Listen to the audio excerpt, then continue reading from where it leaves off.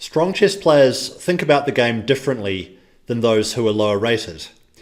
So in this video, I'm going to share 5 of the most instructive concepts that you can use right now to improve your own play. These are important concepts which help me reach a rating of 2100 rapid on chess.com, and I know that they can improve your game as well. Lesson 1. After every move from your opponent, start by asking yourself what has just changed about the position. Now, our model game to illustrate this is Znosko-Borovsky versus Mackenzie 1924.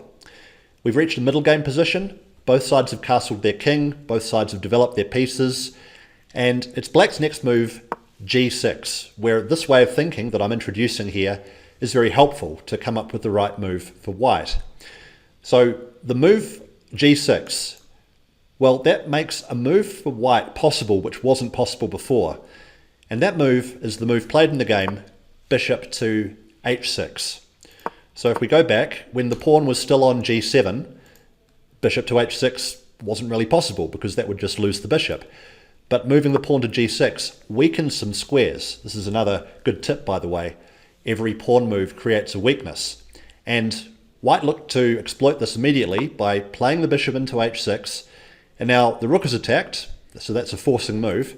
And black has to put their knight into a very uncomfortable pin. And it's white's follow-up here, which I think really shows the strength of white's play. Knight to e3. So the bishop was occupying the e3 square before it moved to h6. But now the knight is coming into d5. Note that black can't really stop this. If you play bishop to e6, then after d5, the knight on c6 and the bishop on e6 are forked, and white wins a piece. So black is unable to stop this move, the knight coming into this square. We'll just show a couple more moves because this game is actually a very good example of how you can keep creating pressure by keeping on creating threats.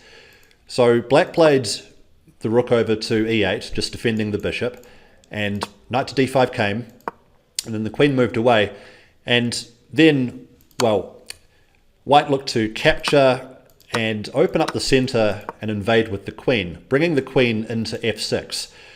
So this is a long way away from the main point of what I'm trying to illustrate here, but you can see how white was able to build pressure, starting with asking this question. Back to the original position, right here, after black's move g6, the useful thing to think about is what has changed about the position, and therefore, how can you take advantage of that? Bishop to h6 was the start of black's problems, and white went on to win the game. Lesson 2. Respond to threats with bigger threats. Now, I think this is one of the biggest differences between those who are rated around, let's say, 1500 and those who've achieved the 2000 milestone. In a position like this, from Colle versus Delvaux 1929, the white knight on g5 is attacked, and I think many players around that 1500 level would just look to retreat the knight, maybe with knight to f3 or perhaps knight to e4. But the 2000 rated mindset is different. The 2000 rated mindset is to counterattack, to respond to this threat on the knight with a bigger threat via queen to e4, which is what was played by white in the game. Now black doesn't have time to take the knight because of checkmate on h7. This is the right way to play. You want to be the one always forcing your opponent into reacting. So when your opponent makes a threat, you don't back down if you can help it. I mean, sometimes you have to, but in any case where it's possible to do so, respond to a threat like this with a bigger threat. Let's just see a few more moves on how the game continued, because thanks to this threat of checkmate, black really has to play g6 in order to stop the white queen's attack against h7. But now white was able to sacrifice, thanks to the fact that the knight is still on this aggressive post on g5, via knight takes e6. Now this distracts the defender of the focal point.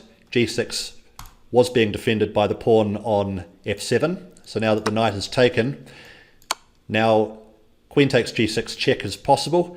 Bishop to g7 was pretty much forced, and then if we just see a few more moves, we can see how the black king was forced out into no man's land with queen to g6 coming.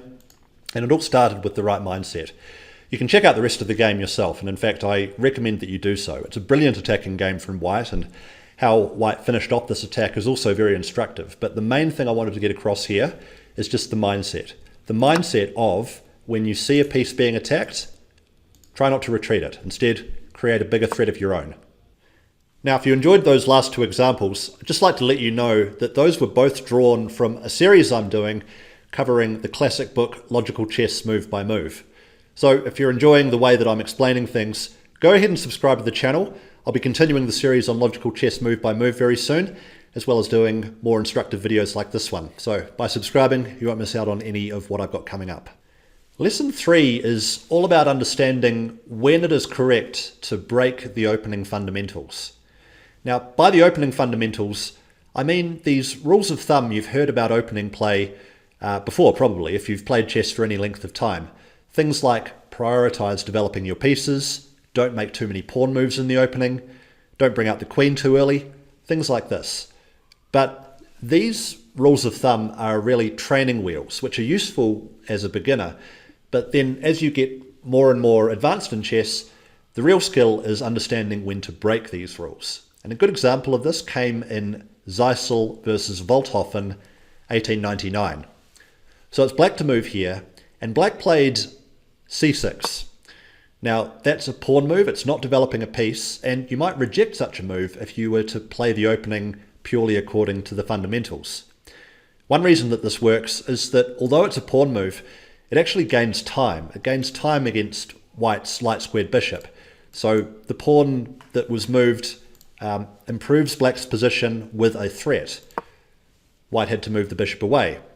And then the next move also, it's bringing out the queen via queen to a5 check. Again, you might reject this if you were playing the opening mechanically according to the opening fundamentals. But this wins a pawn. It wins the pawn on e5. And if we look at this position concretely, even though black has just broken a couple of the opening fundamentals, black's position is fantastic here. Black has full control over the center, and via the move d5, the white light squared bishop has to move again. And pretty soon black is able to create a checkmate threat via developing the bishop to d6. And pretty soon white's game fell apart. So always question these rules of thumb that you've been taught.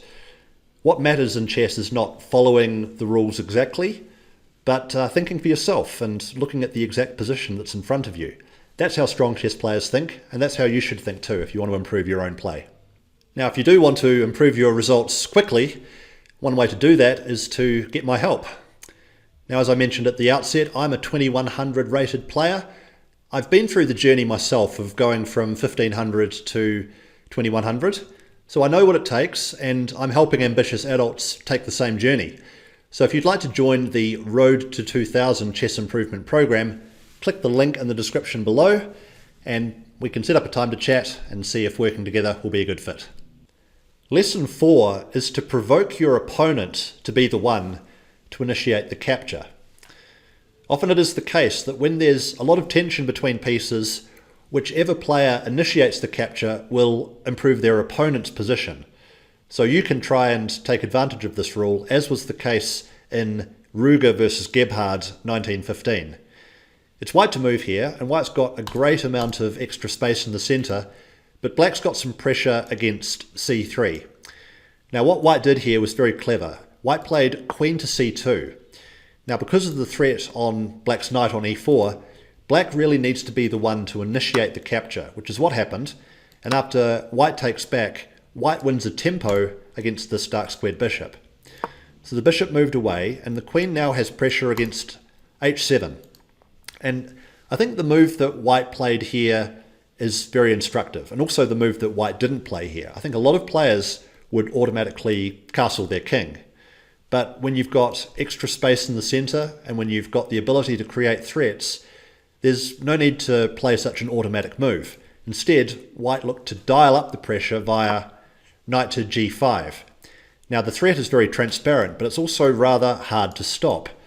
You've got the threat of checkmate on h7, obviously. What black did here was bring their knight into g6. And white looked to dial up the pressure with a very typical idea, playing against a knight on g6 with h4, with the threat of h5. Remember, if that knight moves away, it'll be checkmate on h7. So black looked to try to counter with h6, but then white just left the knight where it was, with a sacrifice known as the fishing pole sacrifice. If you take this knight, which is actually what happened in the game, then it opens the file for the benefit of the white rook. And now still the knight can't move away because of checkmate on h7. But if you leave the knight here, as happened in the game, then white is able to just take it. And white went on to win in just a couple more moves, thanks to resignation from black. Just too many threats here with the queen coming into h7, the queen also threatening coming into f7, or maybe the bishop. It's too much. It's too much. Black had to resign in a couple of moves.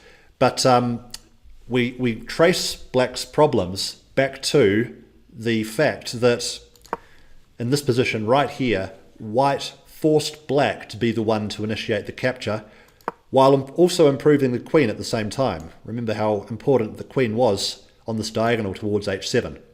So look to employ this idea in your own games, and I think you'll appreciate the results that it brings. Lesson 5 is the concept of indirect defense.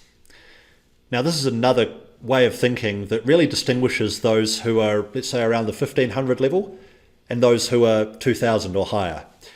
1500 rated players often find it difficult, or they miss opportunities to defend threats indirectly. Whereas for 2000 rated players, it's usually the first thing they'll think about. So if you can start to build some of this into your play, then it's going to be great for your results. To illustrate the concept, I've got a position from one of my own online games which I played earlier this year. Now in this position, I've got white and I'm a pawn up, but black is threatening to win back the material because there's two pawns being attacked at the same time. The a3 pawn and the e5 pawn are both attacked, and at first it seems that I can't save both. If you play a move like rook to d3, for example, well, that defends directly one of the pawns, but it means that black can take the other pawn, and black restores material equality. So what you've got to do instead is think in a different way, and that's using the concept of indirect defense.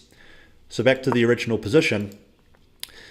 The way to think here, and the move that I played in the game, helped me save both pawns with bishop to c7. So this defends indirectly. Neither pawn is actually defended by this bishop, but black can't take either pawn now without incurring significant material loss. He can't take the pawn on a3 because then he'd lose the knight. So obviously that's no good for black. And if black took the other pawn, well, the point is that I can play rook to b6, which unveils a threat against the black rook, which is now on e5, and also adds an extra attacker to this knight. And again, black is going to find themselves down an overwhelming amount of material. Now in the game, my 2000 rated opponent understood all of this, and after bishop to c7 didn't take either pawn, and I was able to go on to secure a very comfortable victory. But it's, again, the way of thinking that I want to get across here. When you see that direct defense doesn't work, then think in a different way. Consider indirect defense, and you might just be able to find yourself able to hold on to material that didn't seem possible to do so at first. Now that you know the mindset of strong chess players, click here to learn about some of the most important attacking chess patterns. Armed with these, you'll be able to launch brilliant attacks and finish the game off in spectacular fashion. I really think it'll improve your play.